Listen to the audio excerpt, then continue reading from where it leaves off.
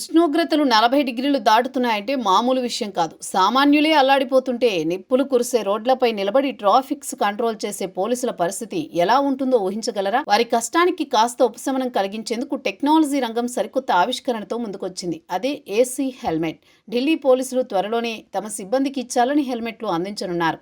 ఇందుకు ఈ హెల్మెట్లు ఎలా పనిచేస్తాయి, ఎక్కడ పుట్టాయో చూద్దాం.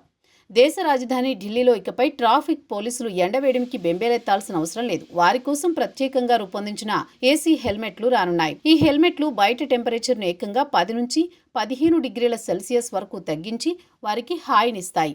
ఇప్పటికే ఉత్తరప్రదేశ్, చెన్నై, వడోదర వంటి నగరాల పోలీసులు ఈ టెక్నాలజీని ఉపయోగించి మంచి ఫలితాలు పొందారు. ఈ ఏసీ హెల్మెట్లు మామూలు హెల్మెట్లలా కాకుండా ప్రత్యేకమైన డిజైన్తో వస్తాయి. వీటిలో ఒక చిన్న వెంటిలేటర్ అమర్చబడి ఉంటుంది. ఇది బయటి వేడి గాలిని ఫిల్టర్ చేసి చల్లటి గాలిని హెల్మెట్ లోపలికి పంపుతుంది. దీనికి పవర్ అందించడానికి ఒక చిన్న లీ అయాన్ బ్యాటరీ ప్యాక్ ను పోలీసులు నడుముకు తగిలిస్తారు. బ్యాటరీ తక్కువగా ఉన్నప్పుడు ఒక రెడ్ లైట్ వెలుగుతుంది. అప్పుడు ఛార్జ్ చేసుకోవాల్సి ఉంటుంది. ఈ హెల్మెట్ ఒకసారి ఛార్జ్ చేస్తే దాదాపు 2-3 గంటల వరకు పనిచేస్తుంది.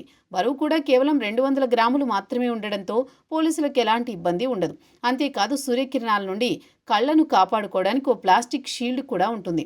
దీని ధర ప్రస్తుతం మార్కెట్లో 13,000 నుంచి 15,000 వరకు ఉంది. ప్రపంచంలోనే మొట్టమొదటి ఏసీ హెల్మెట్ ఎవరు తయారు చేశారనే దానిపై ఖచ్చితమైన సమాచారం లేదు.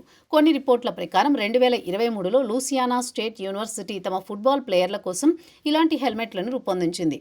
అవి దాదాపు 5 గంటల వరకు చల్లటి గాలిని అందించాయి.